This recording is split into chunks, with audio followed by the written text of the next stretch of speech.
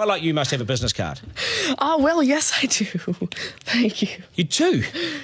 At 13, you have your own business card. OK, that's a nice start. I'll get in touch with you later.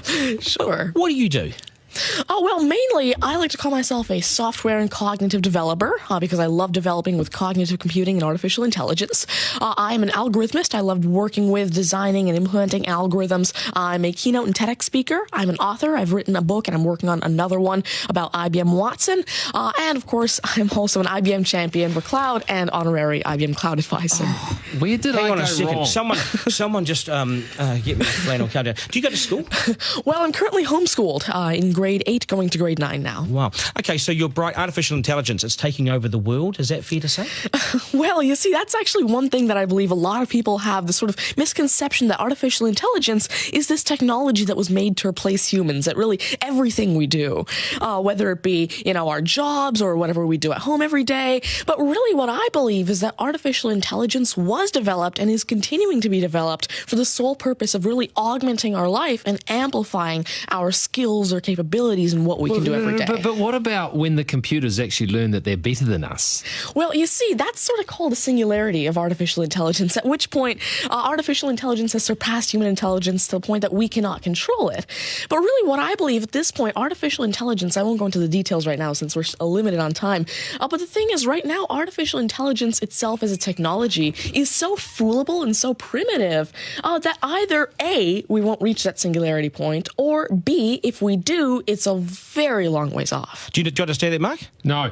I couldn't. I wanted to take notes for the exam at the end of this. You lost them in the first sentence. Could I perhaps offer you a golf ball? There you go. Thank you very much. You do this YouTube channel, which you teach people. What is that all about, and who is your target audience? Yeah, sure. Now, I actually have a YouTube channel called Tanmay Teaches that I've been running for around 6 years now, and it has over 144 videos and now 22,000 subscribers. And so on it, I love to teach about computing, really programming, these algorithms that I develop, machine learning especially, math, science, and especially technologies like IBM Watson. Because, of course, I like to share my knowledge because I realize that there's this lack of resources for people to learn about technologies like AI, which is why I absolutely love sharing my knowledge through, of course, these YouTube videos, the books that I'm authoring, the keynotes that I have, and really Watson comes in here in such a great way because Watson allows me... What's Watson? Sure. Well, Mark thinks he's a golfer, but what is Watson? Now, IBM Watson is essentially a cognitive system that allows developers to incorporate cognitive and machine learning into their applications without having to code in the actual intelligence. And what this means is that, of course, right now, really one of the main reasons developers aren't incorporating more machine learning into their apps is because it's so hard to do. It's really difficult to incorporate intelligence because... Has the I'm going to take this somewhere else, this interview. Has the Homeschooling Association of the World got hold of you as the front person? Well, there is actually a Homeschooling Legal Defense Association, I believe, HSLDA in Canada, and I actually had a keynote for them last year in Niagara Falls. You're the poster boy for homeschooling, aren't you? Well, I did have a keynote for them, and I talked a lot about the advantages of homeschooling and why it's great for kids who want to go into different and really targeted subjects. Okay, I want to get right down to business now.